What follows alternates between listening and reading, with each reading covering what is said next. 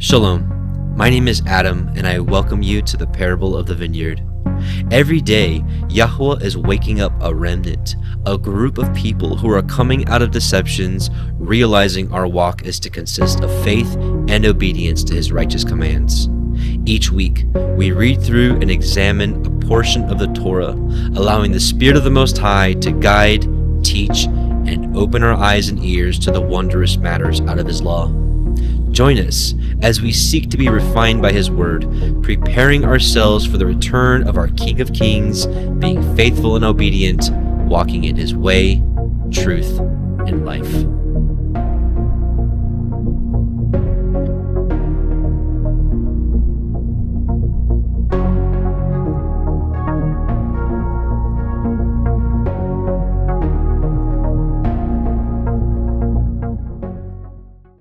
Hey, Shabbat Shalom, brothers and sisters. I just wanted to apologize.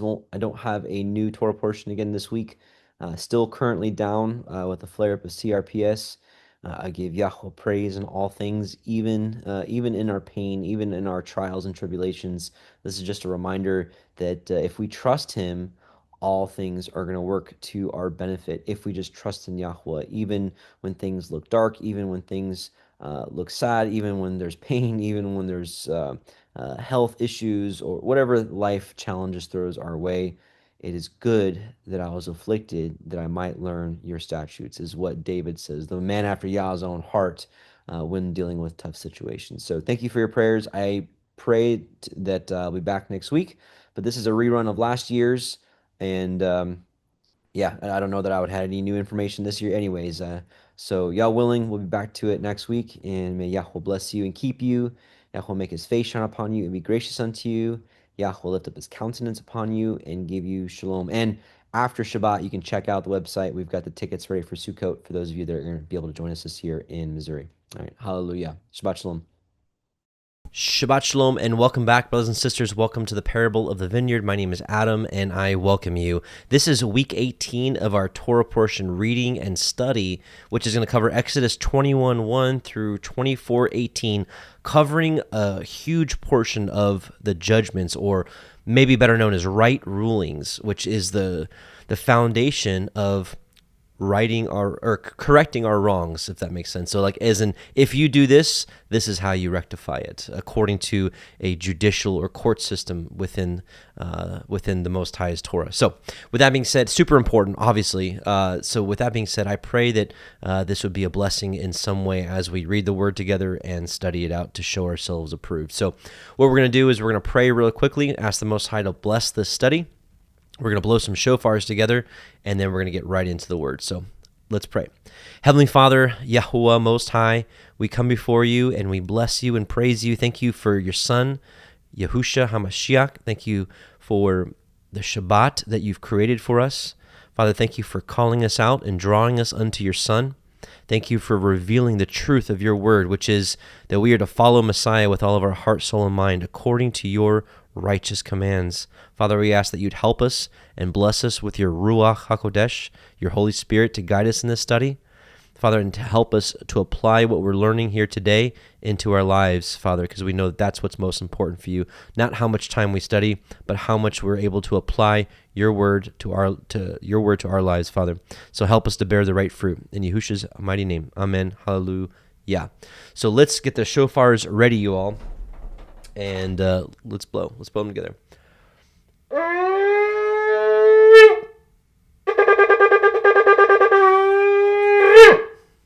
Praise Yah. All right, so let's get into, actually, before we read the Exodus 21, let's just take a quick look at Psalm 119, 72 through 73, which says, the law, or the Torah of your mouth, is better unto me than thousands of gold and silver.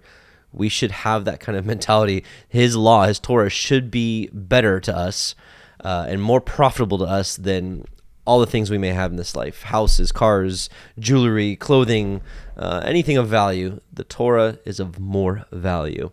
And we should understand that and believe that if we recognize that this life is just a vapor, and the eternal life is, I don't even know how many times bigger, longer, grander, more important.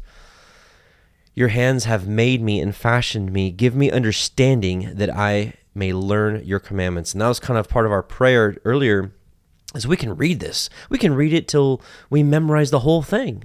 But if he doesn't give us understanding and cultivation in our heart, we'd never be able to walk this out. And we obviously give him thanks for sending his son, Messiah YHWH, who died. And because he went away, the Comforter, the Holy Spirit, was able to come and to guide us into all truth. So with that being said, we're going to listen to the word audio for chapter 21. Then we'll go back and pick out a few things we need to talk about. So let's go.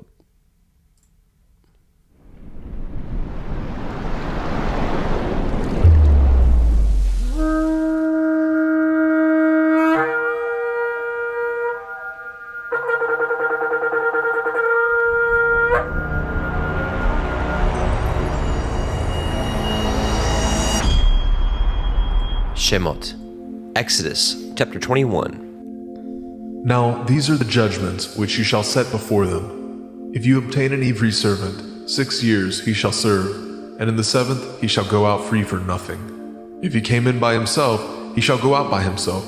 If he were married, then his woman shall go out with him. If his master have given him a woman, and she have borne him sons or daughters, the woman and her children shall be her master's, and he shall go out by himself. And if the servant shall plainly say, I love my master, my woman, and my children, I will not go out free, then his master shall bring him unto the judges. He shall also bring him to the door, or unto the doorpost, and his master shall pierce his ear through with an awl, and he shall serve him forever. And if a man surrenders his daughter to be a maidservant, she shall not go out as the men servants do. If she please not her master, who has betrothed her to himself, then shall he let her be redeemed. To surrender her unto a strange nation, he shall have no power, seeing he has dealt deceitfully with her. If he have betrothed her unto his son, he shall deal with her after the manner of daughters. If he take him another woman, her food, her raiment, and her duty of marriage shall he not diminish. And if he do not these 3 unto her, then shall she go out free without money. He that smites a man so that he die shall be surely put to death. And if a man lie not in wait, but Elohim deliver him into his hand, then I will appoint you a place whither he shall flee. But if a man come presumptuously upon his neighbor to slay him with guile, you shall take him from my altar, that he may die. And he that smites his father or his mother shall be surely put to death. And he that steals a man and sells him, or if he be found in his hand, he shall surely be put to death. And he that curses his father or his mother shall surely be put to death. And if men strive together, and one smite another with a stone, or with his fist, and he die not, but keeps his bed, if he rise again, and walk abroad upon his staff, then shall he that smote him be innocent. Only he shall pay for the loss of his time, and shall cause him to be thoroughly healed. And if a man smite his servant, or his maid with a rod, and he die under his hand, he shall surely be punished. Notwithstanding, if he continue a day or 2, he shall not be punished, for he is his money. If men strive and hurt a woman with a child, so that her fruit depart from her, and yet no mischief follow, he shall surely be punished, according as the woman's man will lay upon him. He shall pay as the judges determine. And if any mischief follow, then you shall give life for life, eye for eye, tooth for tooth, hand for hand, foot for foot, burning for burning, wound for wound, stripe for stripe. And if a man smite the eye of his servant, or the eye of his maid, that it perish, he shall let him go free for his eye's sake. If he smite out his manservant's tooth, or his maidservant's tooth, he shall let him go free for his tooth's sake. If an ox gore a man or a woman, that they die, then the ox shall be surely stoned, and his flesh shall not be eaten, but the owner of the ox shall be innocent. But if the ox were wont to push with his horn in the time past, and it has been testified to his owner, and he has not kept him in, but that he has killed a man or a woman, the ox shall be stoned, and his owner also shall be put to death. If there be laid on him a sum of money, then he shall give for the ransom of his life whatsoever is laid upon him. Whether he have gored a son or have gored a daughter, according to this judgment shall it be done unto him. If the ox shall push a manservant or maidservant, he shall give unto their master 30 shekels of silver, and the ox shall be stoned. And if a man shall open a pit, or if a man shall dig a pit, and not cover it, and an ox or an ass fall therein, the owner of the pit shall make it good, and give up money unto the owner of them, and the dead beast shall be his. And if the ox of one man hurts the ox of another, that he die, then they shall sell the live ox, and divide the money of it, and the dead ox also they shall divide. Or if it be known that the ox has used to push in time past, and his owner has not kept him in, he shall surely pay ox for ox, and the dead shall be his own. Okay, praise Yah. So let's go back. Let's back up a second here. I actually meant to share this before we got into the Torah portion, but it's okay. We can talk about it now.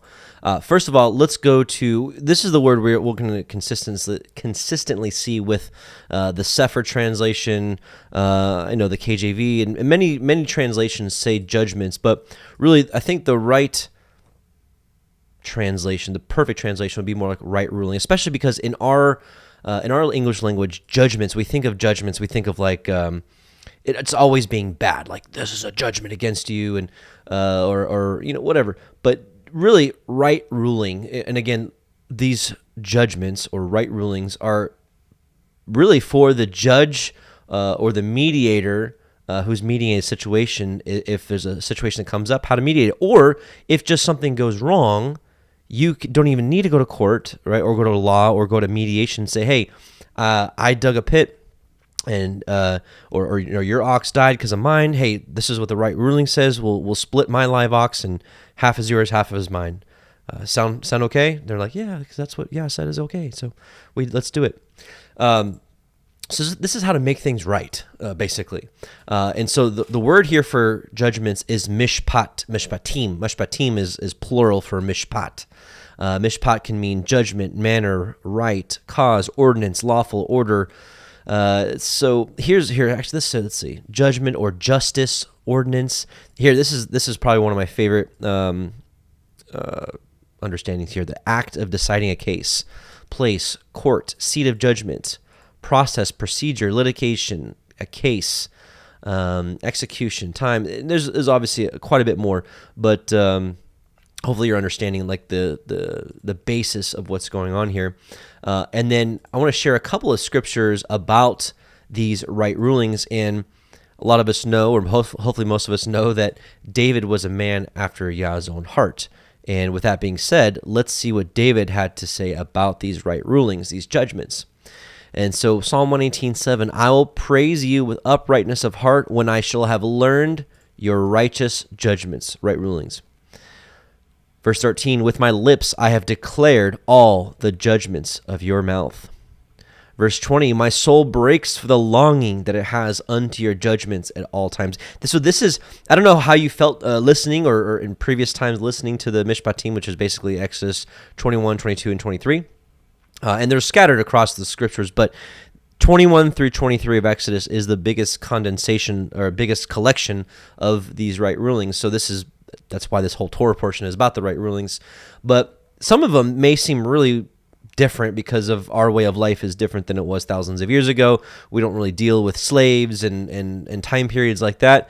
But one thing to recognize is back then it was much more common for someone to be what we would call an indentured servitude. It would be more like a contract employee that, for the most part, stayed on their property and it was part of their way of life, and it was a really good thing back then. And people wanted to pursue that. People that weren't born into money or families with a lot of money would go and join themselves basically to a family that was able to afford hiring them and bringing them on, and they would live a much better life in that way.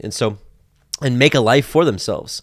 And so Psalm 119:20 says, my soul breaks for the longing that it has unto your judgments at all times.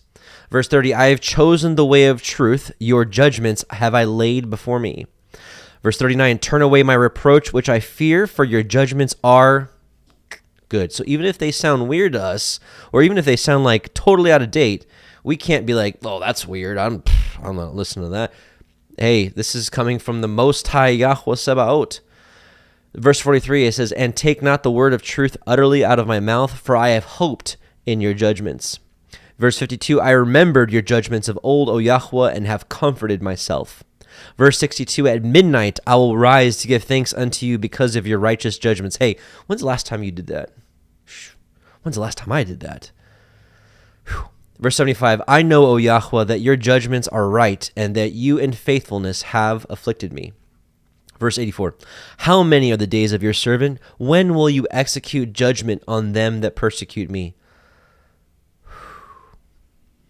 102, I have not departed from your judgments, for you have taught me. 106, I have sworn, and I will perform it, that I will keep your righteous judgments. 108, accept, I beseech you, the freewill offerings of my mouth, O Yahweh, and teach me your judgments. There's a bunch more. I'm gonna actually move on here.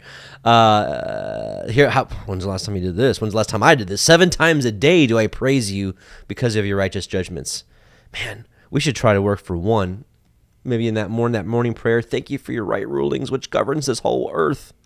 Or it should, not in the world we live in. The world we live in is governed by Hasatan and the beast and its system. Now this is kind of interesting, kind of just putting a shift on things. Now we think right ruling is, of course, the most of what we're going to talk about today is right ruling. Hey, if this happens, this is what needs to happen to fix it. However, what we're going to see that in the end days, Yahweh is going to perform right ruling over and for us. Isaiah 3:14, Yahweh will enter into judgment with the ancients of his people and the princes thereof. Which, when Peter says judgment must first happen at the house of Elohim, that's, if you're doing what's right, that's not a bad thing.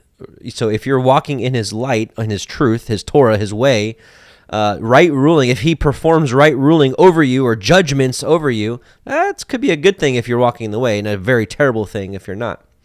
So Yahweh will enter into judgment with the ancients of his people and the princes thereof, for you have eaten up the vineyard, the spoil of the poor is in your houses. Isaiah 42, verse 1. This is prefacing, talking about Messiah and what his mission was going to be. Behold, my servant, whom I uphold, mine elect, in whom my soul delights. I have put my spirit upon him. He shall bring forth judgment or right ruling to the nations. Isaiah 53:8. He was taken from prison and from right ruling, right? So he wasn't given the opportunity of right ruling. It was taken from him. And who shall declare his generation? For he was cut off out of the land of the living. For the transgression of my people was he stricken. Ezekiel 20:15-16. Yet also I lifted up my hand unto them in the wilderness, that I would not bring them into the land which I had given them, flowing with milk and honey, which is the glory of all lands, because they despised my right rulings, my judgments, and walked not in my statutes, but polluted my Shabbats, for their heart went after their idols.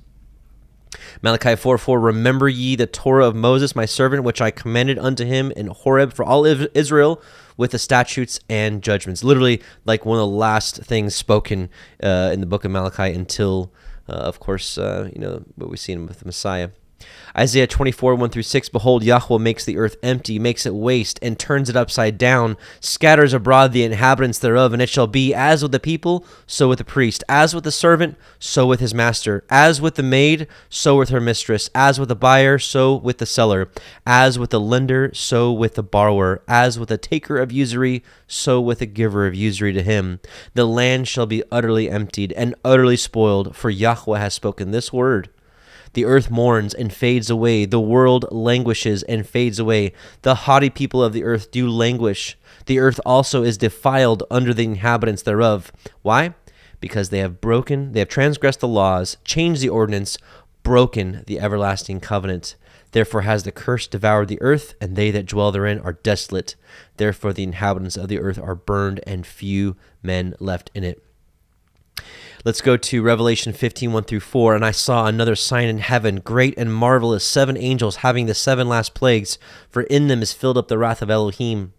And I saw, as it were, a sea of glass mingled with fire, and them that had gotten the victory over the beast, and over his image, and over his mark, and over the number of his name, stand on the sea of glass. I want to be there with you, having the harps of Elohim, and they sing the song of Moses, the servant of Elohim, and the song of the Lamb, saying, Great and marvelous are your works, O Yahuwah. Just and true are your ways, you King of saints. Who shall not fear you, O Yahweh, and glorify your name? For you only are holy, For all the nations shall come and worship before you, for your judgments, your right rulings are made manifest. So the world might be like, oh, what? But they're going to see. One day they're going to see of how awesome and righteous Yahweh's law is. Maybe once we start getting our act together and start being a good example for his laws and not a bad example. Real quick before we dive, Deuteronomy 1:16 through 17, and I charged your judges at that time, saying, hear the causes between your brethren, and judge righteously between every man and his brother, and the stranger that is with him. You shall not respect persons in judgment, but you shall hear the small as well as the great. You shall not be afraid of the face of man, for the judgment is Elohim's, and the cause that is too hard for you, bring it unto me, and I will hear it. So these mishpatim, again, are the basics for what should happen. Now, as we know, if we can reason together, if Yah made a book that covered every single instance of any problem that can go wrong, he would write a book that would probably be bigger than the 66-book canon already. And so what he's done is he's given you basic precepts. And even though it says, if this happens to this ox and that happens to the ox, this is what happens, you can take that same principle and apply it to other belongings. It doesn't have to be, you can read through this and be like, well, I don't have any ox and I don't have any sheep and whatever, so this is never going to apply to me. That's actually not true. We should be able to take the same basic principle of this property, this is what happens, this is how it's mediated. So going to Exodus 21, 1 through 3, again, first off, you're like, the first right ruling, people are like, well, okay, I'm checking out because it's talking about a servant. I don't have any servants. So if you obtain an Ivri servant, 6 years shall he serve, and in the 7th he shall go out free for nothing. And so this is very similar to the creation account. Of course, Yah working for 6 days and resting on the 7th. Very similar to what we see, that applied to a 7-year process. In case some of you didn't know, you would work the land for 6 years, and on the 7th year it would rest. And then, of course, even more so with the Jubilee years, you have 7 years of 7, and then the 50th year is a rest. But point being is, well, even servants need rest. People need rest. The land needs rest. Rest is part of Yah's creation. And let's read just a little bit here. We'll read Leviticus 25, 1 through 13, and I kind of want to share the principle behind the principle here. Leviticus 25, 1 through 13 says, And Yahweh spake unto Moshe in Mount Sinai, saying, Speak unto the children of Israel, and say to them, When you come into the land which I give you, then shall the land keep a Sabbath unto Yahweh. 6 years shall you sow your field, and 6 years shall you prune your vineyard, and gather in the fruit thereof. But in the 7th year shall be a Sabbath of rest unto the land, a Sabbath for Yahweh. You shall neither sow your field, nor prune your vineyard. That which grows of its own accord of your harvest you shall not reap, neither gather the grapes of your vine undressed, for it is a year of rest unto the land, and the Sabbath of the land shall be food for you. So this is part of faith and trusting in Yah, because it doesn't make any sense, because what we learn is you plant crops, they grow, you eat them.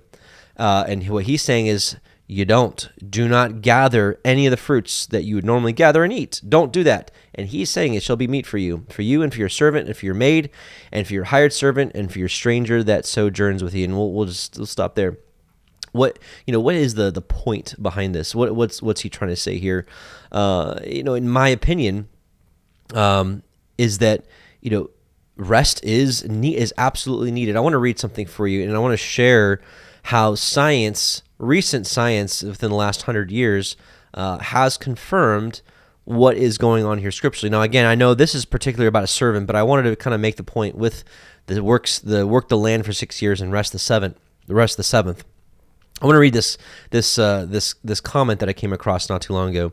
It says, the Dust Bowl of the 1930s came about because the land was continuously farmed, and the nutrients of the land were depleted to a point that it could no longer support vegetation. All things need to have their nutrients renewed periodically. This is true of the land as well as mankind. Since the Dust Bowl farmers routinely allow a portion of their land to go fallow, usually in a field on a rotational basis, many even grow crops that leave a residue to be worked back into the ground, such as soybeans and corn. Yuck. Elohim, in his infinite wisdom, knew that anything material would, through the process of aging, deteriorate, and that occasional renewing by the input of new nutrients would be necessary. The renewing of nutrients slows the process of deterioration, whether it is man or plants or animals or even the land, and that is the reason for Elohim declaring the Sabbath year. That is also the reason why fertilization is such a necessary component of growing plants, whether in your flower garden or in a large farm. That is, incidentally, the reason for his declaring a Sabbath day for man. Elohim knew that unless man's awareness of him and his laws was renewed on a frequent basis, weekly, it would eventually fade from his memory as we see the world today. When Elohim put man into the Garden of Eden, he charged him with caring for it. Genesis 2:15, and Yahweh Elohim took the man and put him into the Garden of Eden to dress it and keep it. This alone tells me that the nature of the land needs our attention, but even further, when Elohim ejected man from the Garden of Eden, he told Adam that his punishment would be, Genesis 3:17 through 19, and unto Adam he said, because you have hearkened unto the voice of your wife, and has eaten of the tree which I commanded you, saying, you shall not eat of it, cursed is the ground for your sake, in sorrow shall you eat of it all the days of your life.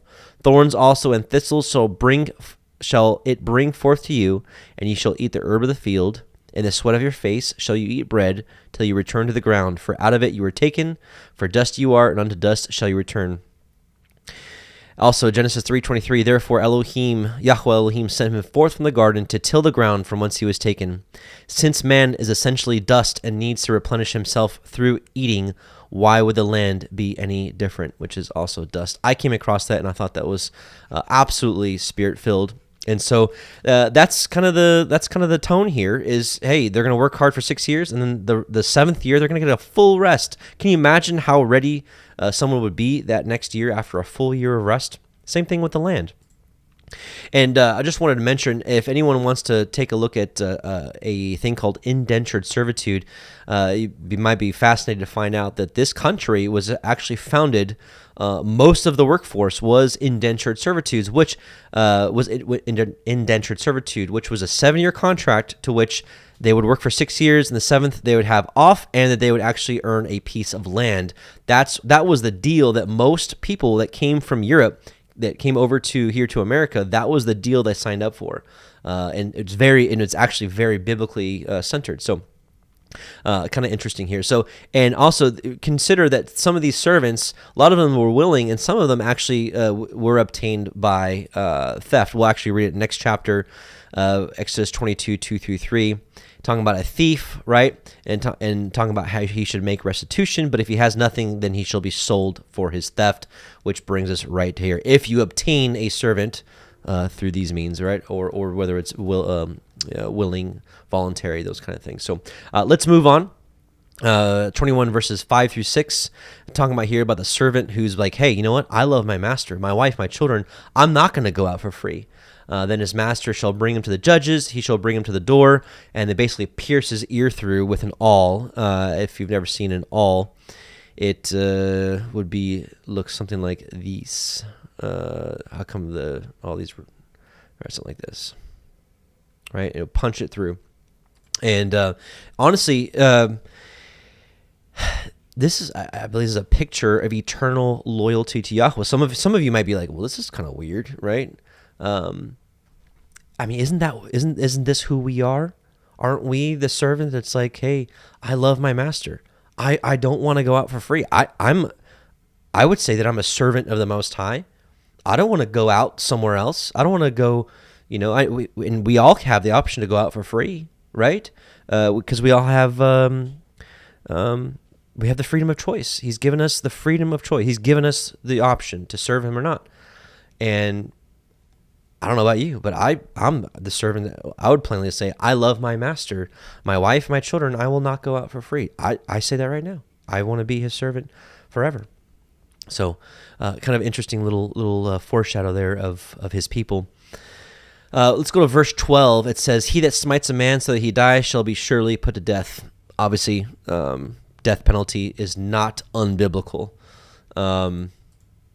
Let's go to verse 13. And if a man lie not in wait, but Elohim deliver him into his hand, then I will appoint you a place where he shall flee. So this is making a separation between verse 12 is talking about a premeditated murder. Verse 13 is talking about accidental death, aka manslaughter. And so there's obviously a contrast here with different outcomes, different judgments. And we have to recognize, and I think we all know this, but just let me state the obvious, that motive matters. Motive matters to Yah. And so if motive matters if motive is important in these type of matters, in a matter of murder, couldn't we apply motive to many other facets of life? And this is what I'm talking about, how motive should be relevant, not just in murder, but in a lot of different things. And so these are just little ways of how we can apply this mindset. And if something comes, if any of you are ever put in a place of mediating between brothers or sisters, whatever, this is what we have. This is what we have to look at, and remember that motive is extremely important to the Most High. It makes a big change in the outcome of things. Verse 17, and he that curses his father or his mother shall be surely put to death. Oof. So I want to take a look at Leviticus 19. We're several weeks away from getting here, of course, but I want to just a little sneak peek into that Torah portion. Leviticus 19 is kind of like Mishpatim. Leviticus 19 has a huge concentration of what it means to be holy. So chapter 19 says of Leviticus, and Yahweh spoke unto Moses, saying, speak unto all the congregation of the children of Israel, and say to them, you shall be holy, for I, Yahweh, your Elohim, am holy. And then the first thing he says, literally, after about, hey, be holy, now he's getting ready to tell us what that looks like. The very first thing, ye shall fear every man his mother and his father, and keep my Sabbaths. I am Yahweh, your Elohim. This is 2 of the 10 commandments, and this is like one of the first 2 things he says about being holy is your parents and Shabbat, commandment 4 and 5. And then a little bit later in verse 32, it says, you shall rise up before the hoary head, that means the gray head, the aged, and honor the face of the old man, and fear your Elohim. I am Yahweh. So I kind of tie these in together, especially some of you older generations out there where your parents are still alive and maybe old. Honor them. Take care of them. Let's be holy. Yeah? Praise Yah. All right. Verse 19. So it's talking about here, if men strive together, they fight, whatever. If he rise again, right, and walks around on a staff, then he that smote him shall be innocent, only he shall pay for the loss of time, and shall cause him to be thoroughly healed. So this is AKA a lawsuit. And so if somebody does you wrong that causes you to lose money, so let's say someone pushes you down the stairs. How horrible. Why would they do that? And you fall and you break some arm and you miss 2 weeks of work. It's scriptural for them to be like, hey, you know what? I accidentally, let's say they accidentally pushed them down or whatever. It's totally biblical to be like, hey, you know what? I caused you to lose $1,200 in income. I'm going to take care of that for you. That's right ruling, right? And but anyway, the point being is this is lawsuit. So in the world we live in, lawsuits have just become a dime a dozen, and people sue people for ridiculous stuff. I remember my first taste of it was when I was young. I don't know if some of you maybe older millennials out there may remember this, or Gen Xers. Or we got all sorts of age groups here. We probably still even have some baby boomers in here. I think it was in the 80s when that woman sued McDonald's because her coffee was hot.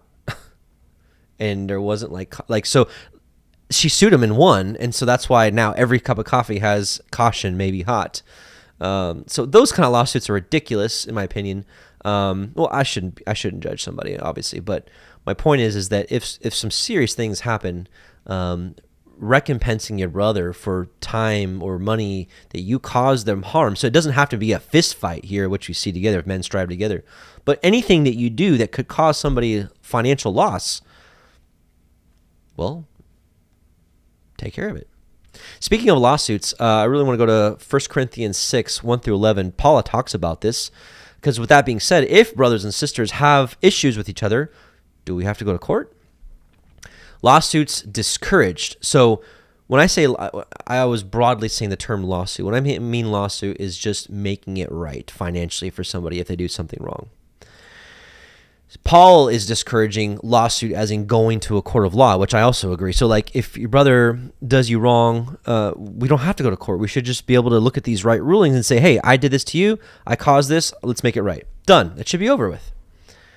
So 1 Corinthians 6, does any one of you, when he has a case against his neighbor, dare to go to law before the unrighteous and not before the saints? Or do you not know that the saints will judge the world? If the world is judged by you, are you not competent to form the smallest law courts? Do you not know that we will judge the angels? Paul's kind of spicy, if you didn't notice. How much more matters than of this life? So if you have law courts dealing with matters of this life, do you appoint them as judges who are of no account in the church? So basically, he's like, do you just go ahead and set the Supreme Court judges and put them in your fellowship and judge a matter? No, obviously. I say this to your shame. Is it so that there is not among you anyone wise who will be able to decide between his brothers and sisters? But brother goes to law with brother, and that before unbelievers? Actually, then, it is already a defeat for you that you have lawsuits with one another. Why not rather suffer the wrong? Which this is going to kind of go into the end of this chapter when we talk about eye for an eye, tooth for tooth, and we see that Messiah kind of taught even a better way. Like, hey, yeah, you can do eye for eye, you can sue your brother, but Paul's like, why not even just suffer the wrong? Okay, your brother suffered you to lose $500. Do you have to go back? Do you have to collect that money? You can. You have the right to. Why not rather be defrauded? On the contrary, you yourselves do wrong and defraud, and this to your brothers and sisters. Or do you not know that the unrighteous will not inherit the kingdom of Elohim?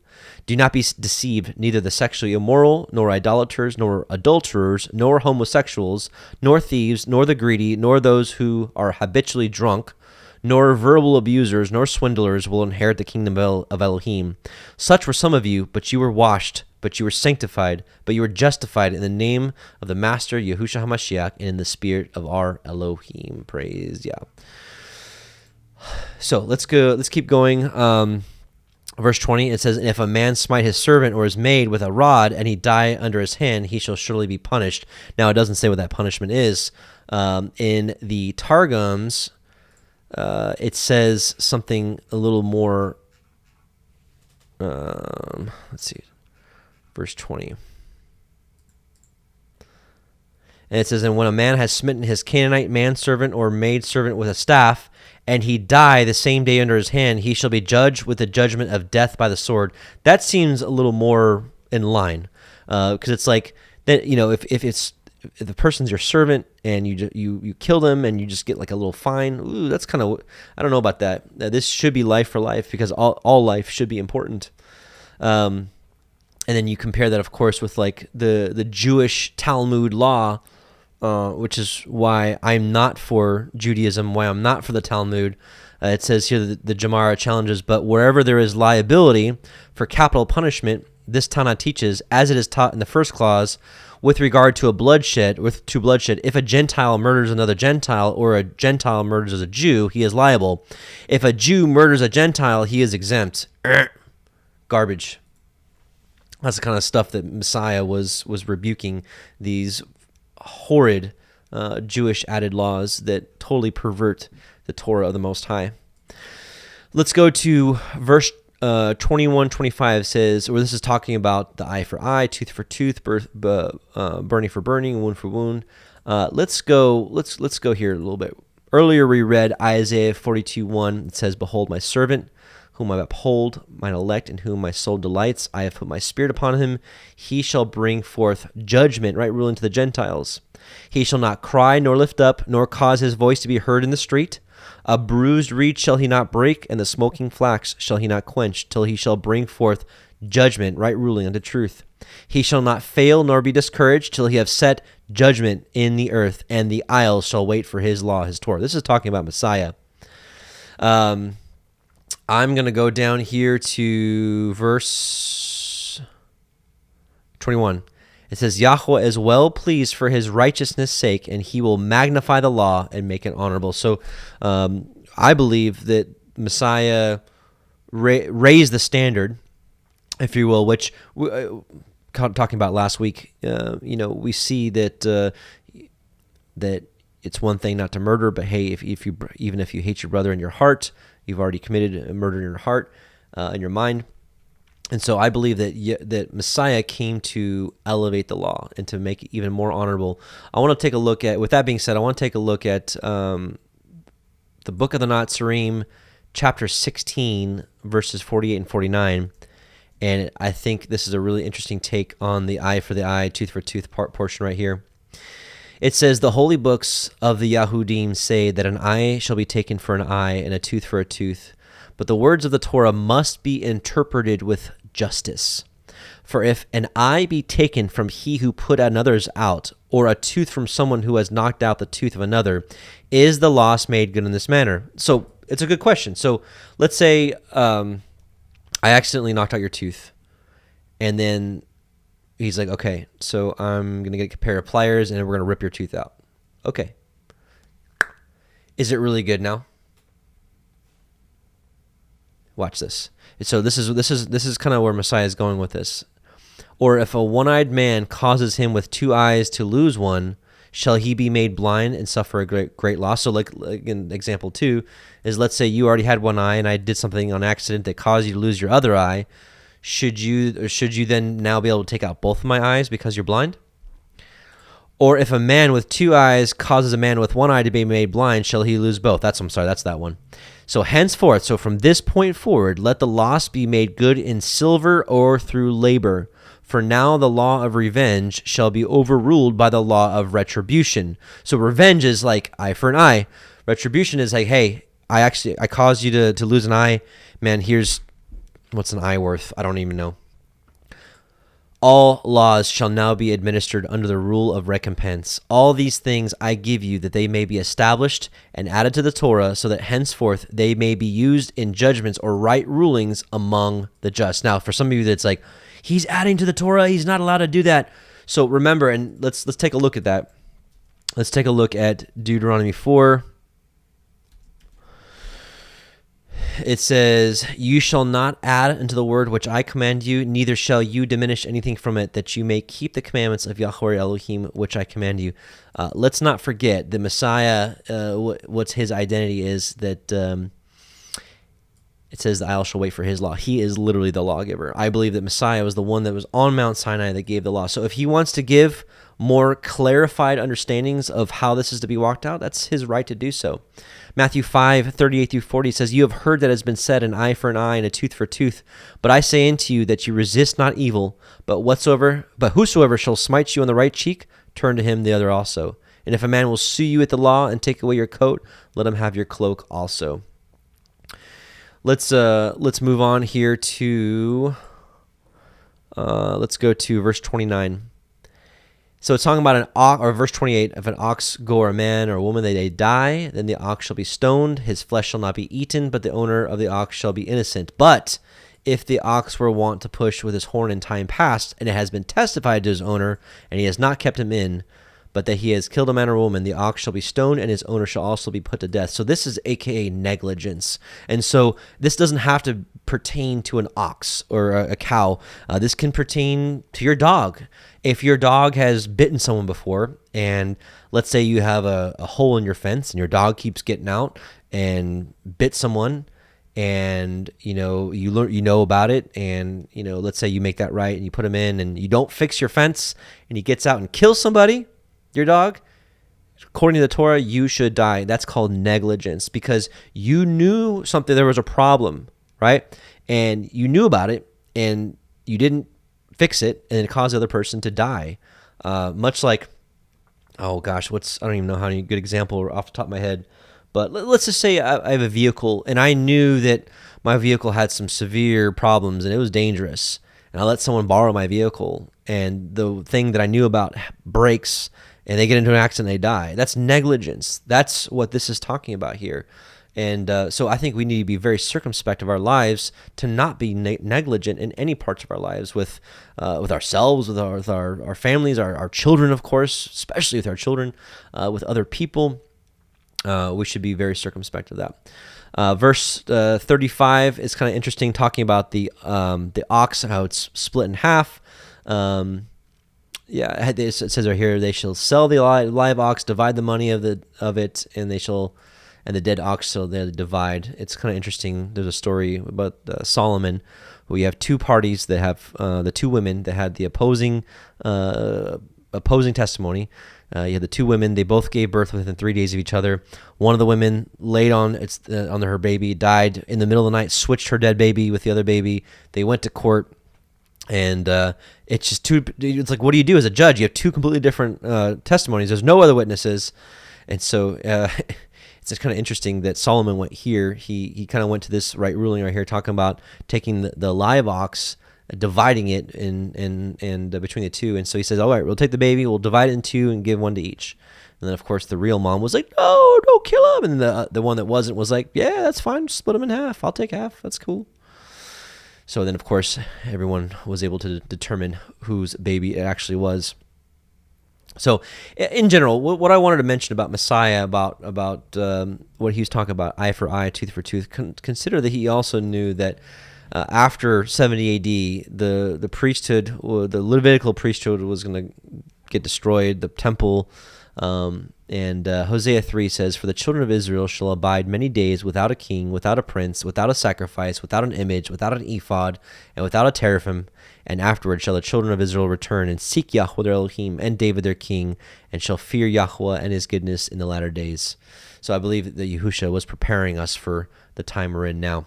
And really, at the end of the day, this is also another reason why assemblies are important. This is why assembly leaders are important, because typically when these things go down, having someone that's accountable for the people there of the assembly should be a person that mediates the situation with total impartiality and hears both sides.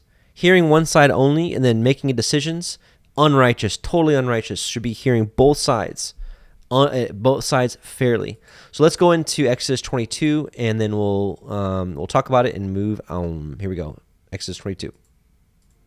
Shemot, Exodus, chapter 22. If a man shall steal an ox or a sheep and kill it, or sell it, he shall restore 5 oxen for an ox, and 4 sheep for a sheep. If a thief be found breaking up, and be smitten that he die, there shall no blood be shed for him. If the sun be risen upon him, there shall be blood shed for him, for he should make full restitution.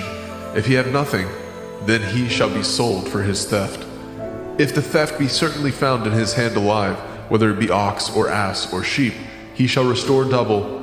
If a man shall cause a field or vineyard to be eaten, and shall put in his beast, and shall feed in another man's field, of the best of his own field, and of the best of his own vineyard, shall he make restitution.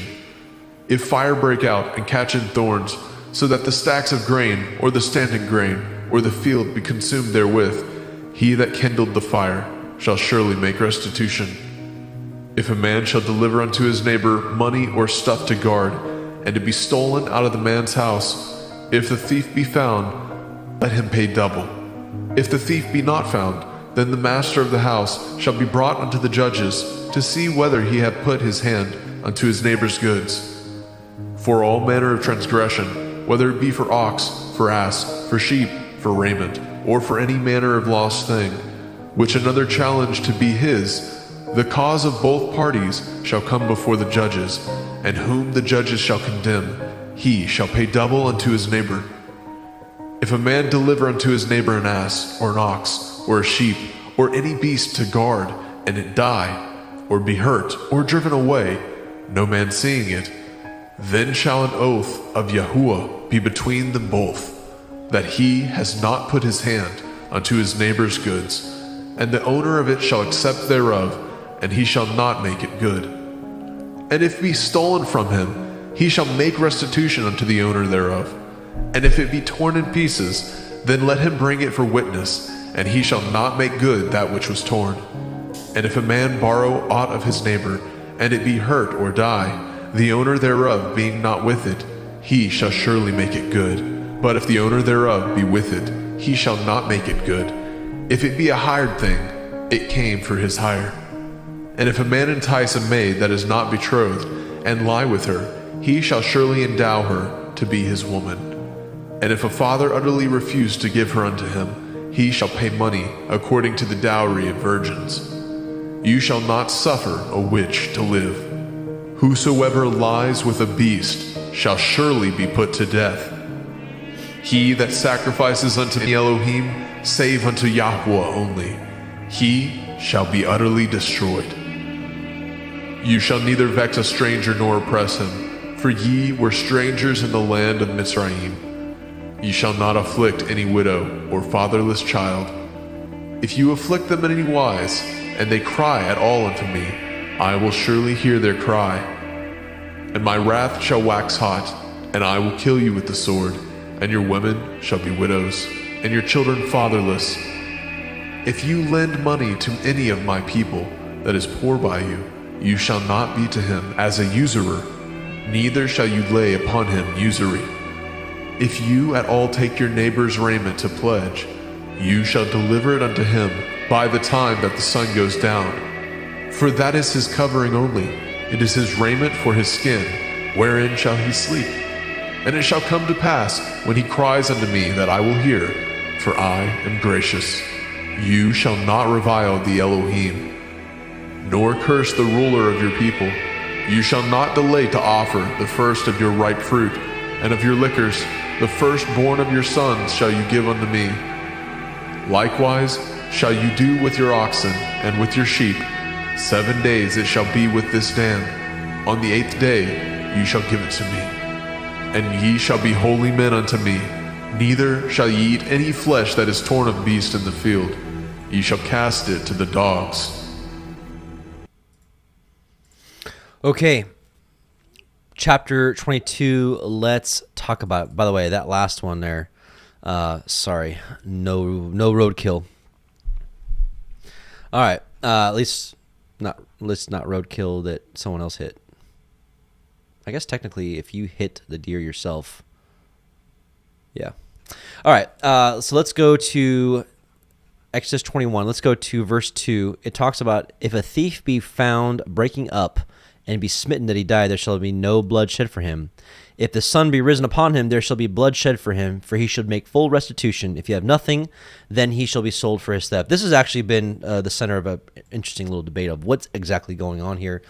I think it's a little clearer in the NASB. I think I have a link here. Yeah, NASB, it says, if the thief is caught while breaking in and is struck so that he dies, there will be no guilt for bloodshed on his account. That's a little clearer than if a thief be found breaking up and be smitten that he dies. So basically, this what I'm seeing here is most thieves come in at nighttime, and so basically what it's saying is if a thief comes in and because the owner is startled and kills the thief, there's no bloodshed for him. It's it.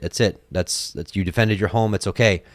But if the sun be risen upon him, there shall be blood shed for him, for he should make full restitution. As in, well, I tell you what, let's just read the Targum on this one, the Aramaic. I think it's really clears this one up, and at least makes a lot more sense in my mind. It says, if the thing be as clear as the sun that he was not entering to destroy life, and one has killed him, the guilt of shedding of innocent blood is upon him. So, which makes sense to me too, because if someone came in and was just like trying to get some food, do they really deserve to die? You know? Now, I think some of you who are really big on Second Amendment and rights and big gun guys, I hear you. Former Marine Corps machine gunner. I love my weapons too. But question is, you know, should there be a difference if someone's coming in to like take your kids versus come and get a loaf of bread? What do you think? So it says here, if the thing be as clear as the sun that he was not entering to destroy life, and one has killed him, the guilt of the shedding of innocent blood is upon him. And then here it says, if a thief be, well, yeah, we don't say that. So that seems to be the difference there. So I would say, in general, protecting your home is Torah. There's a lot of people that would say, I'd say a lot. I've run into some people over the years that are just so anti weapons. I don't even say guns, weapons, that, you know, they've without saying it, or I've tried to defend my position, and they're in opposition to it. My position is, hey, you know, if someone comes in and is going to do harm to my wife or my children, I'm gonna protect myself. I mean, I believe this right here is justification for it. But some people would say, no, I'd just let them come in and, do whatever they want to my wife. Because, if Yah wants to protect me, he'll protect me. And I can understand that faith. I really can. But there is some practical application to this life and this walk. And anyways, I'll probably get into a topic that is off topic here. I believe that self-defense is okay, especially your home, especially at night if you're trying to do bad stuff. Okay, verse 22:14 says, "And if a man borrow anything of his neighbor, and it shall be hurt or die, the owner thereof, being not with it, he shall surely make it good." You borrow someone's tiller, you take it to your house, you till, you're like, yeah, this is saving me so much time, and it breaks. Make it good. Fix it or replace it. That's what the Torah is telling us to do. And I think that is an excellent witness. Verse 15, "But if the owner thereof be with it, he shall not make it good. If it be a hired thing, it came from his hire." So, for example, we're driving in the car. I'm showing you my car, my new car. Maybe it's not that new. Maybe it's a new used car. And let's take it for a spin. And you get in the wheel. I'm like, yeah, you should drive it. I'm gonna show you how cool it is. And you drive it and blows up. You're with him. You recognize that he didn't do anything wrong. The engine just blew, and it wasn't his fault. That person's not liable. If that makes sense. Verses 16 through 17. Now, this is another one I really want to talk about. It says, "And if a man entice a maid that is not betrothed and lie with her, he shall surely endow her to be his woman." What people have interpreted this is if a man rapes a woman who's not engaged and lies with her, he shall make her his wife. And the reason this is when you look at Deuteronomy 22:28, it says, "If a man find a damsel that is a virgin, which is not betrothed, and lay hold on her, and lie with her, and they be found, the man that lays with her shall give unto the damsel's father 50 shekels of silver, and she shall be his wife, because he has humbled her. He may not put her away all his days." Now, let's back up for a second. I want to show you that this is not what this is talking about. This is not talking about rape. This is talking about premarital, but it's not talking about rape, and I want to prove that to you. So let's go to this passage here, and let's look at the word entice. So if a man entice, now the entice may not always be the best, may not be the best foundation, because when you look about it, it's it could be deceive, it could be persuade, it could be to flatter, allure. So honestly, it sounds like, put it in a modern day context, it sounds like someone has persuaded, like a man has persuaded a woman, like, hey, let's do the thing, and but it has nothing to do with raping or because rape has its own right ruling. If a man rapes a woman, he dies. That's it. Period. It's like murder. And the reason also I want to show you, it's the entice, to attract artfully. Actually, I want to tempt, lure, seduce, persuade, allure, solicit, bait, lead on. So some of these words are bad, like betray, beguile, and so it could, this enticing could come from a good place or a bad place, but the facts are it's not rape. And here, I'm going to show you why. Also, why people do this. In some of the newer versions, like the not inspired version, says if a man happens to meet a virgin who is not pledged to be married and rapes her, and they are discovered, he's got to marry her. And the NLT, NLT doesn't say it, but the ESV seizes her and lies with her. Let's take a look. Let's take a look at the word lay hold. So if a man, so again, this is Deuteronomy 22:28. If a man finds a damsel that is a virgin, which is not betrothed, and lay hold on her, let's take a look at this word lay hold, tapas, which means to take, handle, hold, surprise, to grasp, to seize, to capture. It's this word is, it's like, here, let's look at some of the other verses. And his brother's name was Jubal, and he was the father of all as such as rape the harp. No, it doesn't say that. Handle the harp and organ. And she caught him by his garment, saying, "Hey, lie with me." That's that one. That one would be a little more aggressive. It's right here, verse Deuteronomy 9:17. And I took, so I laid hold on the two tables and cast them out of my hands. And when you shall besiege a city a long time in making war against it to take it. So this is not talking about raping. This is about like, hey, this is a man that's they've done premarital. And so what's interesting about the right rulings is it gives you a way to right this wrong. And it says, he shall surely endow her to be his wife. And so when people have premarital and they don't move on to marriage, that's fornication. That's how I understand. That's how I understand the definition of fornication at this time. Any premarital that doesn't lead to marital is fornication. All right, let's go to Exodus 22 through 24.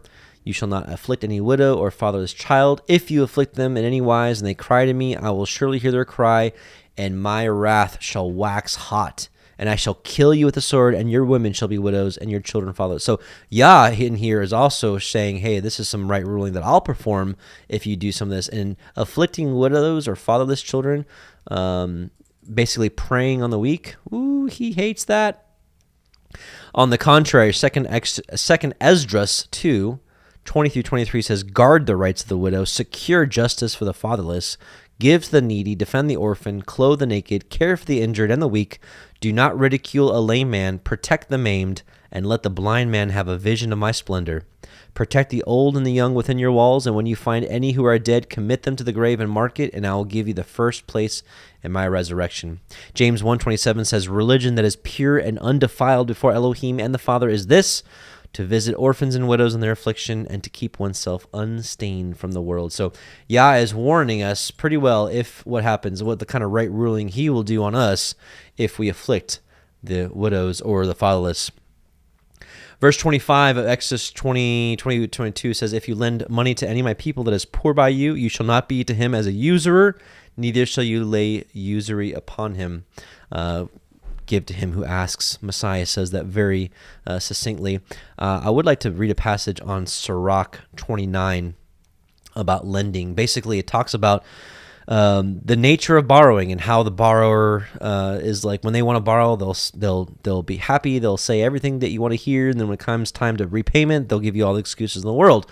And then basically goes on to say some people get burnt out and won't lend because of this. However, that is not what is supposed to happen. Sirach 29 says, he that shows mercy will lend to his neighbor, and he that strengthens him with his hands keeps the commandments. Lend to your neighbor in the time of his need, and in turn repay your neighbor promptly. Confirm your word and keep faith with him, and on every occasion you will find what you need. Many persons regard a loan as a windfall and cause trouble to those who help them. A man will kiss another's hand until he gets a loan, and will lower his voice in speaking of his neighbor's money.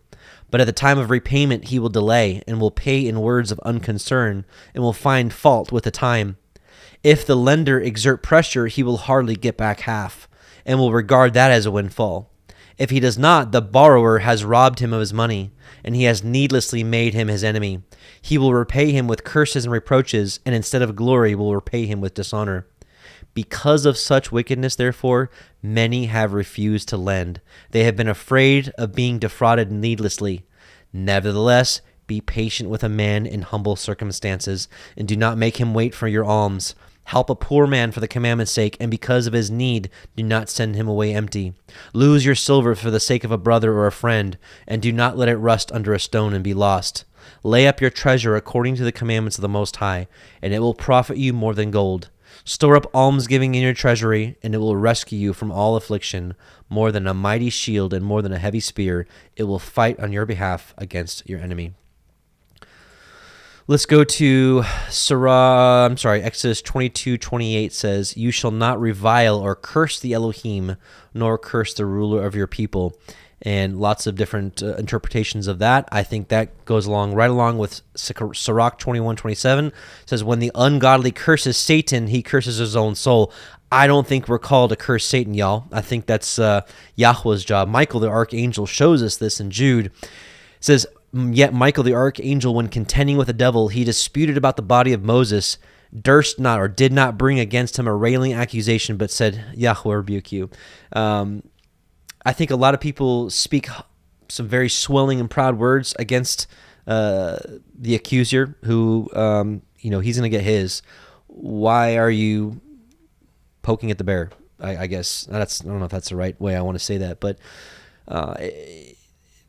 there is other Elohim. They're false Elohim. The Satan, the fallen ones, the ones that want to be worshipped by men, the ones they've given power to, the Illuminati, the Rothschilds, the elites. That's their Elohim. These fallen angels, these false ones. But it says you shall not revile or curse the Elohim. So it's not our job to be like, hey, blah blah blah. I'm a talk all these things against you. Like, chill out and let Yah handle it, I guess is what the scriptures is how I understand it at this time. Exodus 22:29, you shall not delay to offer the first ripe of your fruits and of your liquors. The firstborn of your sons shall you give unto me. And it's the redemption here. This is a question that some people have asked me over the years, and it's a question that I've been looking at. We looked at Exodus 13, talking about setting apart your firstborn, talking about, which is defined here in Numbers 18:16. And those that are to be redeemed from a month old shall you redeem according to your estimation for the money of 5 shekels after the shekel of the sanctuary, which is 20 gerahs. So some people have speculated, hey, if you want to follow this out, I don't know how we do it, but in the spirit of it, some people have just given some money to a ministry or to a someone in need. And so, that's something that I plan on doing with baby Yoshiyahu, baby Josiah, who's 2 months old now. Praise Yah. And I think that's the kind of attitude we should have. I could be totally wrong. Yah could totally be like, hey, there's no way you can do this right now, so just don't. But I think the spirit of it is, hey, I don't know what I'm doing. I have no idea how to do this, but I want to. I want to because you said do it, and I love you, and you're my father, and I want to respect you, and I want to honor you. I think that's just the kind of mentality we should have towards the Torah in general, towards the commandments, instead of like, well, if you break one, you break them all, so might as well not try, which I feel is what modern-day Christianity kind of underhandingly kind of teaches there, but... Okay, let's go to Exodus 23, and let's hear in from Word Audio. Shemot, Exodus, chapter 23. You shall not raise a false report. Put not your hand with the wicked to be an unrighteous witness. You shall not follow a multitude to do evil, neither shall you speak in a cause to decline after many to pervert judgment. Neither shall you countenance a poor man in his cause. If you meet your enemy's ox or his ass going astray, you shall surely bring it back to him again. If you see the ass of him that hates you lying under his burden, and would forbear to help him, you shall surely help with him. You shall not pervert the judgment of your poor in his cause. Keep far from a false matter, and the innocent and righteous slay you not, for I will not justify the wicked. And you shall take no gift, for the gift blinds the wise, and perverts the words of the righteous. Also, you shall not oppress a stranger, for ye know the heart of a stranger, seeing ye were strangers in the land of Mizraim. And 6 years you shall sow your land, and shall gather in the fruits thereof. But the 7th year you shall let it rest and lie still, that the poor of your people may eat. What they leave the beasts of the field shall eat. In like manner you shall deal with your vineyard and with your olive yard. 6 days you shall do your work, and on the 7th day you shall rest, that your ox and your ass may rest, and the sons of your handmaid and the stranger may be refreshed. And in all things that I have said unto you, be guarded, and make no mention of the name of other Elohim, neither let it be heard out of your mouth. 3 times you shall keep a feast unto me in the year. You shall guard the feast of matzah, unleavened bread. You shall eat matzah 7 days as I command you, in the time appointed of the month of Eve. For in it you came out from Mizraim, and none shall appear before me empty. And the feast of Katsir, harvest, the first fruits of your labors, which you have sown in the field, and the feast of Asif, in gathering, which is in the end of the year, when you have gathered your labors out of the field. 3 times in the year all your males shall appear before Adonai YHWH. You shall not offer the blood of my sacrifice with hametz, leavened bread. Neither shall the fat of my sacrifice remain until the morning. The first of the firstfruits of your land you shall bring into the house of YHWH. You shall not seethe a kid in his mother's milk. Behold, I send an angel before you, to guard you in the way, and to bring you into the place which I have prepared. Beware of him, and obey his voice. Provoke him not, for he will not pardon your transgressions, for my name is in him. And if you shall indeed obey his voice, and do all that I speak, then I will be an enemy unto your enemies, and an adversary unto your adversaries. For my angel shall go before you, and bring you in unto the Emorym, and the Hittim, and the Perizim, and the Kenainim, and the Hivim, and the Yevusim, and I will cut them off. You shall not bow down to their Elohim, nor serve them, nor do after their works, but you shall utterly overthrow them, and quite break down their images. And ye shall serve Yahuwah Elohim, and he shall bless your bread and your water, and I will take sickness away from the midst of you. There shall nothing cast their young, nor be barren in your land, and the number of your days I will fulfill. I will send my fear before you, and will destroy all the people to whom you shall come, and I will make all your enemies turn their backs unto you. And I will send hornets before you, which shall drive out the Hivi, and the Kenaini, and the Hittite from before you. And I will not drive them out from before you in 1 year, lest the land become desolate, and the beasts of the field multiply against you. By little and little I will drive them out before you, until you be increased, and inherit the land. And I will set your bonds from the Red Sea, even unto the sea of the Pelishtim, and from the desert unto the river. For I will deliver the inhabitants of the land unto your hand, and you shall drive them out before you. You shall cut no covenant with them, nor with their Elohim. They shall not dwell in your land, lest they make you sin against me. For if you serve their Elohim, it will surely be a snare unto you. All right. Praise the Most High. Let's go back to Exodus 23, verse 1. Which says, you shall not raise a false report, put not your hand with the wicked to be an unrighteous witness. And I just want to remind us that when this doesn't have to be in a court of law. This doesn't have to be in an official place. But when we speak and we declare something, we're giving a witness, a testimony of what we believe, what we've heard, what we saw. Especially those of you keyboard warriors out there, and you type in like blah blah blah. It's a witness. Careful.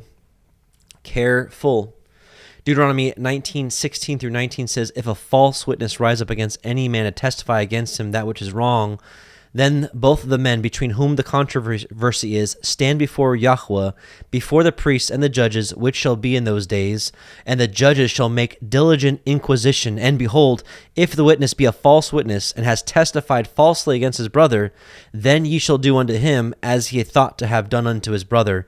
So shall you put the evil away from among you. This is a right ruling. And so, as I mentioned earlier, Yahweh performs right ruling on us as the judge of all. So we may want to be very careful with our words and what we're saying about other people, because we don't want to be found as false witnesses, correct? And just another thing, it talks, there's multiple scenarios where it talks about having both parties before the judge and hearing both sides clearly. Otherwise, we're not dealing in right ruling. We're not dealing in righteousness here. Let's go to Exodus 23:2. It says, you shall not follow a multitude to do evil, neither shall you speak in a cause to decline after many to pervert the judgment. Basically, don't follow the crowd is what it's saying. And what we've seen in history is the crowd is usually wrong. And could that also happen in the body of Messiah, where the group of a majority of people could have something wrong and you just join in hand with them to speak evil about somebody when not really knowing what's going on? I think this has happened in the assembly and continues to. Verse 3 of Exodus 23 says, neither shall you show partiality to a poor man in his cause, which is excellent. I love this because it's showing you how impartial Yah is. So it's saying that, like, I think it's alluding to even a matter of dispute of money. Like, let's say you have, I mention this every year, so if you've heard this before, forgive me, but if you had a billionaire versus someone who probably can't even afford, Anything. Like you can get a soda. Why would you get a soda anyways? Get a water. The point being is, if you're settling a matter of dispute and you're like, I have compassion on this poor man and this rich man, he doesn't need this $500. I just want to rule in favor for the poor guy so he can just get the $500 and go eat. That may come from a good place in your heart, but according to Yah's right rulings, that is totally wrong. Get that mentality out. When it comes to deciding a matter between two people, two parties, everything goes out the window as far as you can't judge partially based off of their economic status, their social status, anything. What they can do for you, any gifts they give you, none of that. It's got to be completely out the door. And then verses 4 through 5 talking about your enemy's ox. If you meet your enemy's ox or his donkey going astray, you shall surely bring it back to him. If you see the donkey of him that hates you lying under his burden and would forbear to help him, you shall surely help him. And so these are some of the precepts from the Torah that I think was completely forgotten by the Yahudim, the Jews.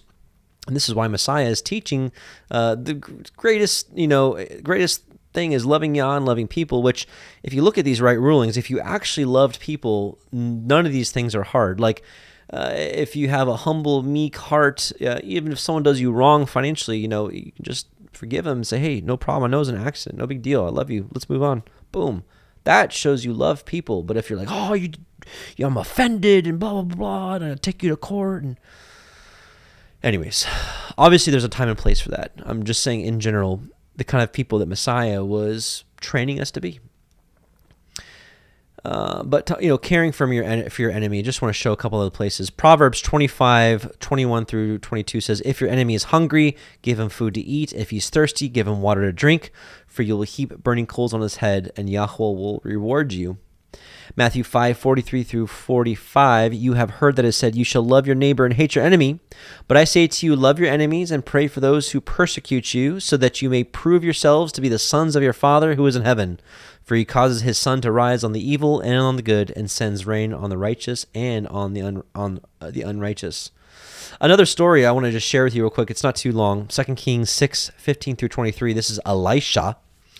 It says, now when the attendant of the man of Elohim had risen early and gone out, behold, an army with horses and chariots was circling the city. They're in Dothan.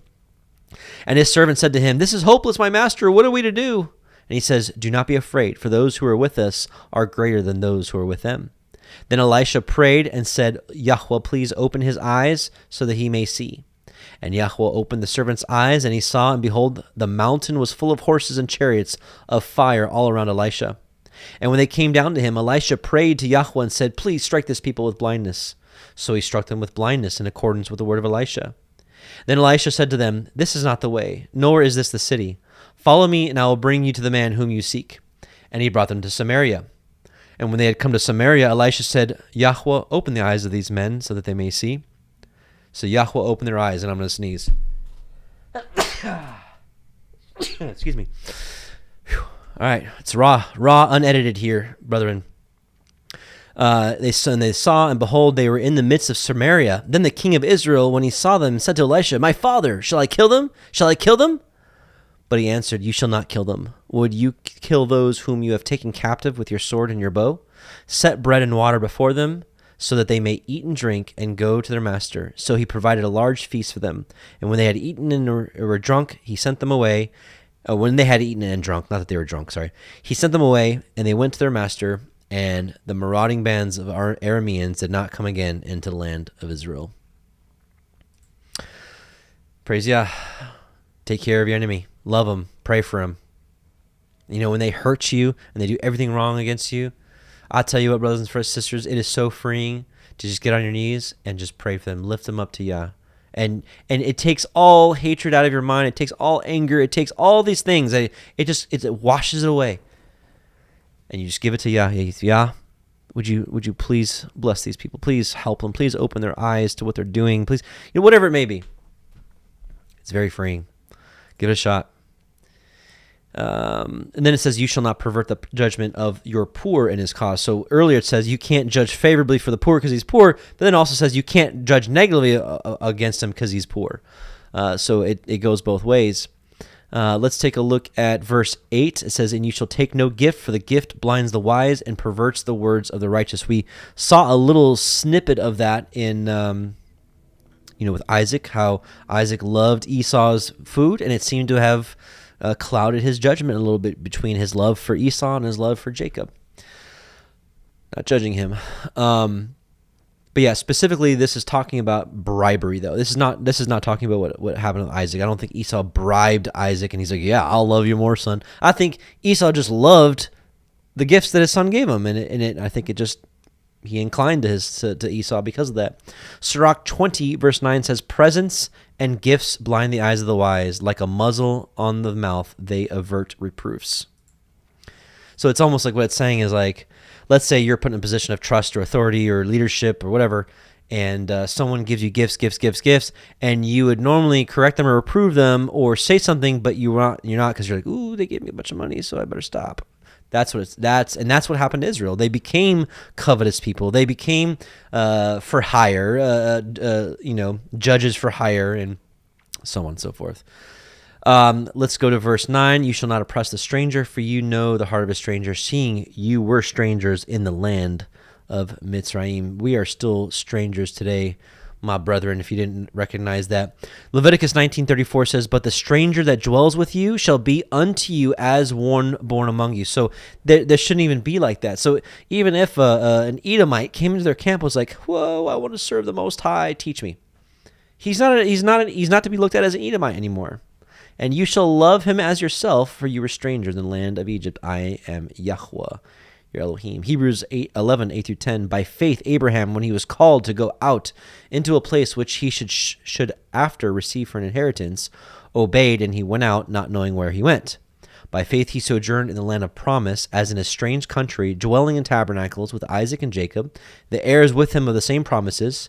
For he looked for a city which has foundations, whose builder and maker is Elohim." And we should be just like Abraham in that we are sojourners waiting for New Jerusalem. But in the New Jerusalem, that place, yeah. All right, Exodus 23:12. It says, 6 days you shall do your work, and on the seventh day you shall rest, that your ox and your ass may rest, and that the son of your handmaid, the stranger, may be refreshed. I don't know. I had the wrong notes here for it. But yeah, we already talked about letting the land rest, working 6 years, or working your land for 6 years, letting it rest the seventh. I've got some families here in the area that actually walk this out, and they see Yah's hand in it. So total blessing. If any of your farmers have large parcels and are afraid to take that seventh year off, don't even know where to start, I have a phone number to a family that does that here, and they'd love to share their testimony on what that looks like. Exodus 23:13. No, where is it?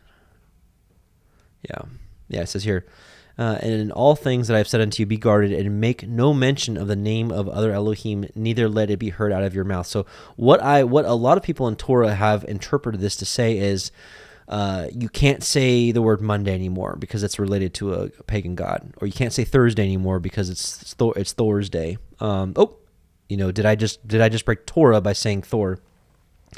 I'm going to say no, and I'm going to tell you why. And that's what most people teach, I think, is that you can't you can't say the word Belial or Baal. That's actually not true, because the scriptures itself would actually be breaking that, because it's repeating these names of these other Elohim. Here's what I think. I'll give you the quick take. Earlier it said don't curse the other Elohim. Now I think this is the opposite. Just like we saw with the poor, don't be favored to a poor man in a financial case, and don't also go against a poor man just because he's poor in a financial case. Don't curse the Elohim. Don't love on these Elohim. Not that their name can be mentioned, because I think we all know that Messiah is the sinless one. And, he said the word Beelzebub, which is a false Elohim. And he says, and if I by Beelzebub cast out devils, by whom do your children cast them out? Therefore, they should be your judges. So if the proper interpretation was you can't even speak these other false god names, the Messiah would have said, hey, and if I by the name of this Elohim that I can't mention cast out devils, by whom do your children cast them out? He didn't say that. He actually said the name. So that can't be the interpretation of this, because Messiah would no longer be the spotless lamb that didn't break any commandments, which is what I believe. I believe he didn't break any commandments. What do you believe? So if that's the case, that can't be the proper interpretation. Acts 7:43, Stephen would have been guilty of the same thing. Yeah, you took up the tabernacle of Moloch and the star of your Elohim Remphan, figures which you made to worship them, and I'll carry you away beyond Babylon. 1 Samuel 2:12, now the sons of Eli were sons of Belial. The Samuel will then also be in transgression of this, because he said Belial, which is a false Elohim, Bel-Eal. It's talking about Baal here. So my point is I don't believe that's what it's talking about. Then when you look at the actual Hebrew here, it says, and make no mention of the name of the other Elohims. This is actually the word zakar, which zakar means to remember. We're called to zakar Yahweh, to remember him, and in turn he zakars us. I'll give you some examples here. An Elohim zakared Noah. It didn't say an Elohim spoke Noah's name. And it says, and I will zakar, remember my covenant. So what he's talking about here, don't remember the name of Elohim's. Right? He calls us to remember him, to remember his Sabbath, to not serve any other Elohim. And so my point is, I don't think saying the word Baal is transgressing of make no mention. So it's don't zakar, don't remember the name of the other Elohim. And we know that name doesn't necessarily just mean name. Name can be, we know that Yah's Torah is part of his name. It's the commandments, it's the statutes, it's what represents him. So I believe earlier it said don't curse the other Elohim, and then now I think it's basically saying don't serve them. So like stay out of it. Like he's like, I got this. Even Michael, who is in much greater position than we are right now, is like, didn't even rebuke him. It just said, Yahweh will rebuke you. Right? All right. It says, 3 times shall you keep a feast unto me in the year. There's a video I would love to share with you all. And this is talking about the Feast of Unleavened Bread. It's talking about Shavuot and Sukkot. And I believe that for those of you that like prophecy, I believe this has a lot to do with the end days and the 3 end times harvests. You've got the barley, you've got the wheat, and you've got the grape. And I think this settles a lot of the debates about pre-trib, post-trib, all these different things. I think it might prove a blessing to you. So the link for that will be in the study notes there. So let's see. Oh yeah, and in verse 19 here it says, "You shall not seethe a kid in another's mother's milk." A couple things, this practice would be super cruel. Some people have said that this type of meat is most palatable boiled in milk. So Yahweh is saying specifically, don't seethe it in his mother's milk. That would be kind of super weird.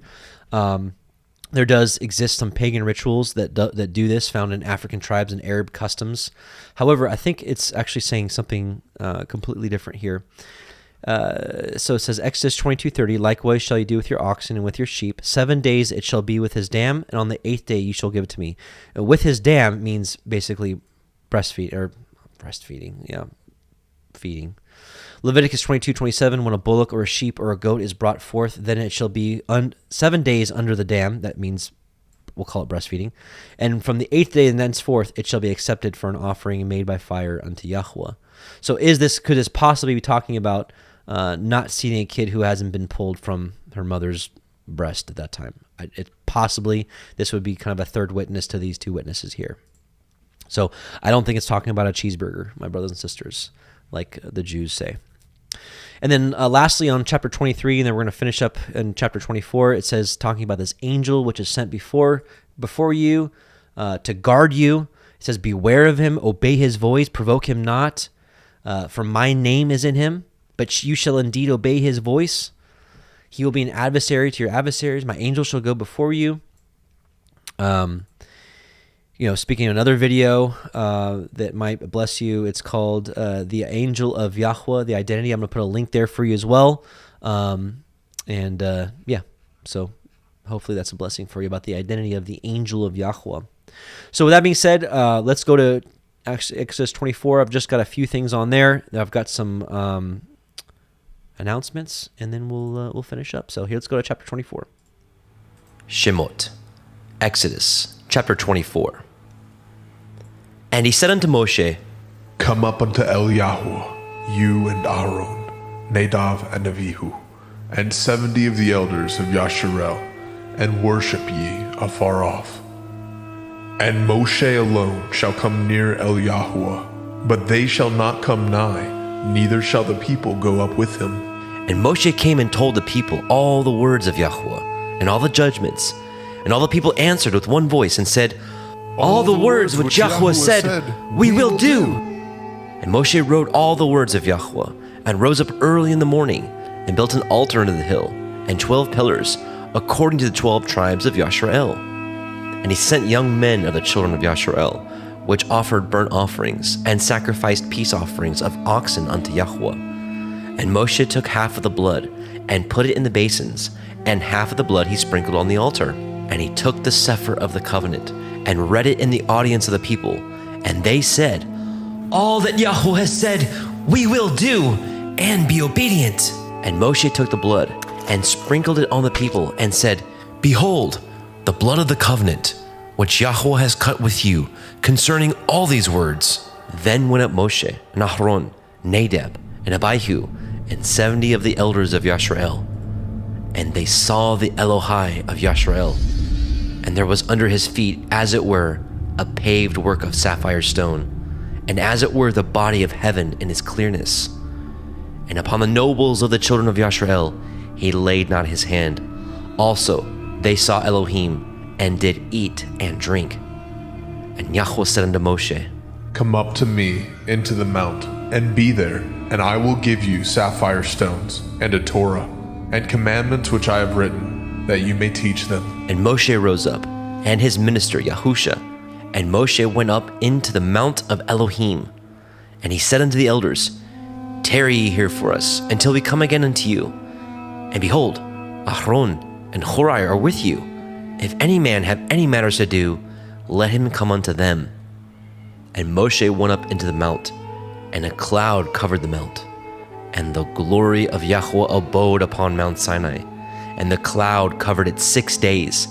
And the 7th day he called unto Moshe out of the midst of the cloud. And the sight of the glory of Yahweh was like devouring fire on the top of the mount in the eyes of the children of Yasharel. And Moshe went into the midst of the cloud, and got him up into the mount. And Moshe was in the mount 40 days and 40 nights. All right, praise Yah. Let's talk about chapter 34, and we'll finish up here. So first of all, in verse 7 here, it says, He took the sefer of the covenant, and read it in the audience of the people, and they said, All that Yahweh said, we will do, and be obedient. It almost sounds like the marriages we understand today. We're like, I do. They're like, we do. This is, by the way, this is part of the marriage, the marriage covenant. We'll see more of it, I think, in Exodus 32 through or 33 and 34. But this is the marriage covenant. You've got, and what we see here is vows. We see witnesses, meal, and blood. So let's talk about verse 8 here. It says, And Moshe took the blood and sprinkled it on the people, and said, Behold, the blood of the covenant which Yahweh has cut with you concerning all these words. Let's take a look at Matthew and Hebrews. Matthew 26 through 28. This is the Last Supper. And as they were eating, Yahusha took the bread and blessed it and brake it and gave it to the disciples and said, Take, eat, this is my body. And he took the cup and gave thanks and gave it to them, saying, Drink ye all of it, for this is my blood of the New Testament, which is shed for many for the remissions of sins. Let's go now to Hebrews 9:18 through 28. Whereupon neither the first testament or first covenant was dedicated without blood. For when Moses had spoken every precept to all the people according to the law, he took the blood of calves and of goats with water and scarlet wool and hyssop and sprinkled both the book and all the people, saying, "This is the blood of the testament which Elohim has enjoined unto you." Moreover, he sprinkled with blood both the tabernacle and all the vessels of the ministry. And almost all things are by the law purged with blood, and without shedding of blood is no remission. It was therefore necessary that the patterns of things in the heavens should be purified with these, but the heavenly things themselves with better sacrifices than these. For Messiah is not entered into the holy places made with hands, which are the figures of the true, but into heaven itself, now to appear in the presence of Elohim for us. Nor yet that he should offer himself often, as the high priest enters into the holy place every year with blood of others. For then he must often have suffered since the foundation of the world. But now, once in the end of the world, has he appeared to put away sin by the sacrifice of himself. And as it is appointed unto men to die once, but after this the judgment. So Messiah was once offered to bear the sins of many, and unto them that look for him shall he appear the second time without sin unto salvation. Verse 10 here of Exodus 24 says, "And they saw the Elohai of Yashrael." Basically, in English, they saw the God of Israel. "And there was under his feet, as it were, a paved work of sapphire stone, and as it were, the body of heaven in his clearness." What a sight to see. Who did they see? Did they see the Father, or did they see the Son? Let's test what we know in the scripture. In the New Testament, it says, John 1:18, "No man has seen Elohim at any time. The only begotten Son, which is in the bosom of the Father, he has declared him," which we're going to see in Exodus 34 here in a few weeks. I'm here to tell you, brothers and sisters, I do believe that that no one has seen the Father at any time. And I believe that they saw Messiah, who is the God of Israel. And that's why he was enjoined to them. And that's why he had to come and literally die so he can marry him again. Not that so he can die and marry his dad's wife. No way. So, and it says here, "And the glory of Yahweh abode on Mount Sinai. And the sight of the glory of Yahweh was like devouring fire on the top of the mount in the eyes of the children of Yasharel." The last few chapters, or last few portions, wanted to put forward a case that Messiah is that pillar of fire. Well, I just basically want to say I do still believe he is that pillar of fire here. And, I could share quite a few more verses here, but I want to talk about the glory. Who or what is the glory of Yahweh? Because it says, "The glory of Yahweh abode on Mount Sinai." The scriptures define who or what the glory of Yahweh is. Hebrews 1:2-3 has in these last days spoken unto us by his Son, whom he has appointed heir of all things, by whom also he made the worlds, who being the brightness of his glory and the express image of his person, and upholding all things by the word of his power, when he had himself purged our sins, sat down on the right hand of the Majesty on high. So Messiah is the brightness of his glory and the express image of the Father's person. John 11:40 says, "Yahusha said to her, Said I not unto you, that if you would believe that you should see the glory of Elohim?" Messiah is the glory of Elohim. John 1:14, "And the Word was made flesh and dwelt among us, and we beheld his glory as the glory as of the only begotten of the Father, full of grace and truth." Messiah is the glory of Yahweh. Luke 9:32, "But Peter and they that were with him were heavy with sleep, and when they were awake, they saw his glory, and the two men that stood with him." This is when they are Mount of the Transfiguration. Messiah turned into the glory, which is what I believe they're seeing here. "And the glory of Yahweh abode on Mount Sinai. And the glory of Yahweh was like devouring fire on the top of the mount in the eyes of the children of Yashrael." That's kind of interesting. Something just popped up in my mind. This may not prove fruitful, I'm not sure, but this is, like I said, it's raw here, folks. We don't slice and dice this video.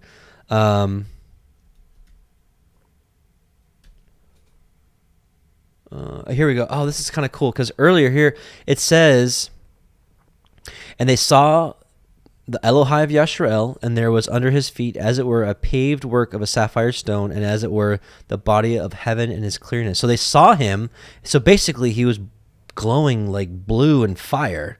What's kind of interesting here in the books of the Nazarene, it says here, the following day, Yahusha took Kepha, Jacob, and Yochanan, 3 of the apostles, to a cave high up in the mountainside, where they remained in meditation for 3 days. On the 3rd day, while seated in the cave, the others saw the whole body of Yahusha exude a light and became radiant, the colors being blue and white. Nice. They were astonished at such an inflow of power, for no other body could have contained it.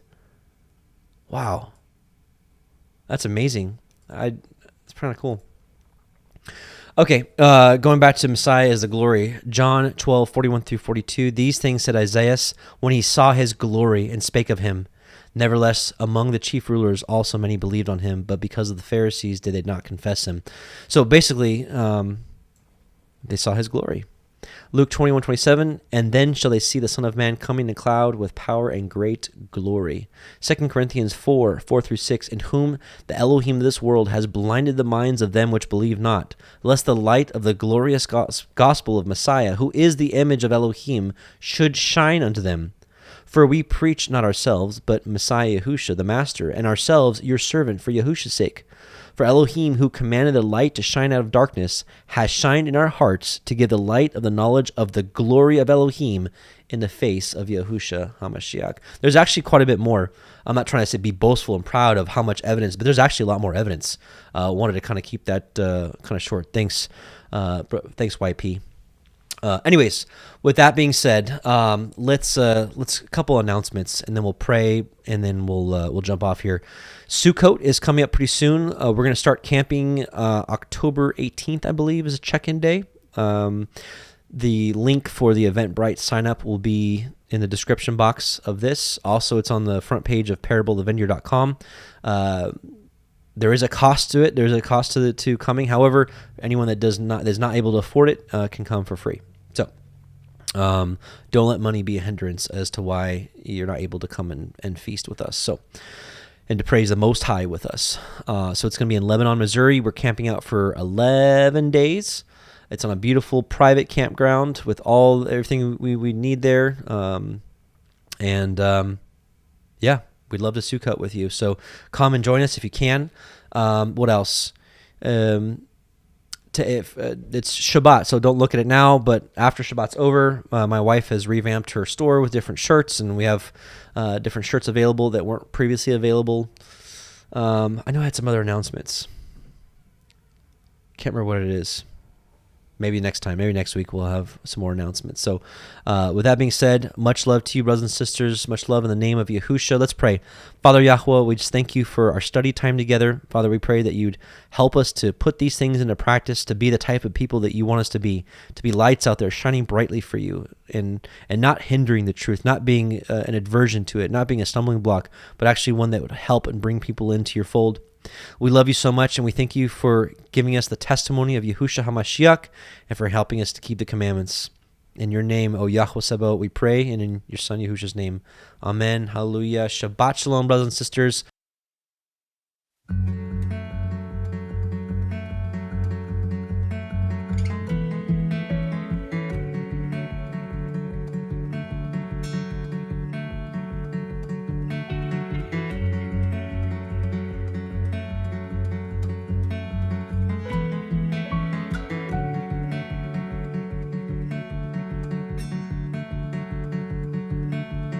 I cast off all my anxiety at your feet.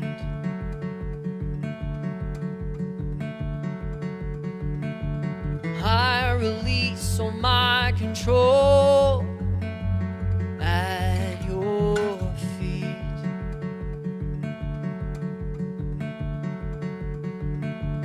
I surrender all my doubts and worries at your feet.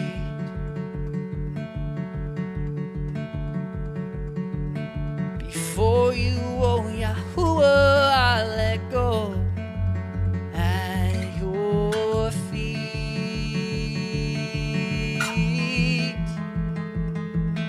To you belongs the glory, to you belongs the praise, and I surrender my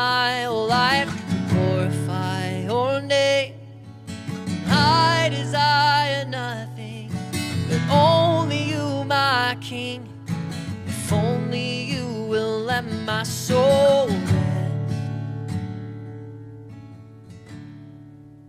at your feet.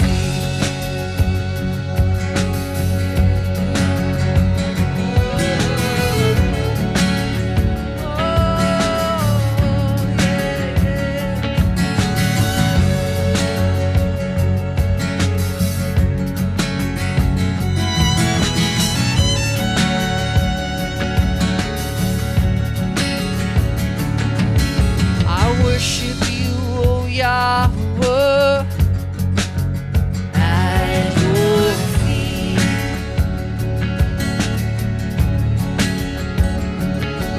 And you comfort my weary soul at your feet.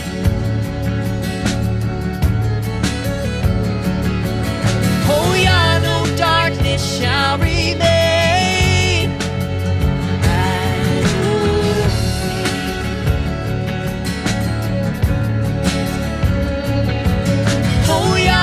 Break off every chain at your feet.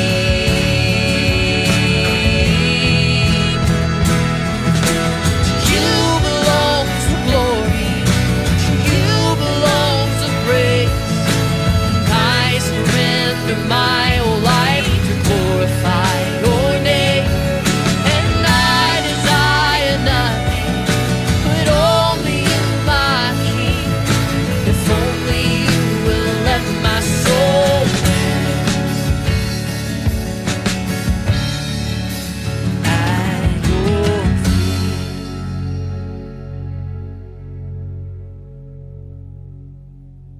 All-consuming fire, purify this life. Let only that which pleases you remain in your sight. Mend this broken spirit, make my heart anew, and crucify my flesh so only your will I will do. All-consuming fire, purify this life. Let only that which pleases you remain in your sight. And mend this broken spirit, make my heart anew, and crucify my flesh so only your will I will do. All-consuming fire, purify this life. Let only that which pleases you remain in your sight. And then this broken spirit, make my heart anew, and crucify my flesh so only your will I will do.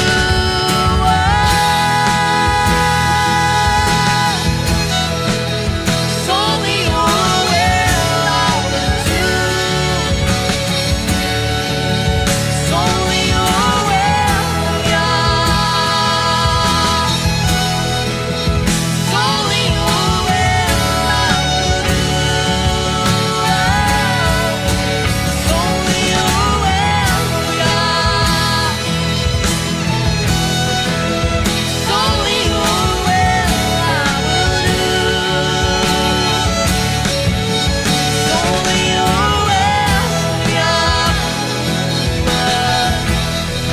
It's only your will I will do.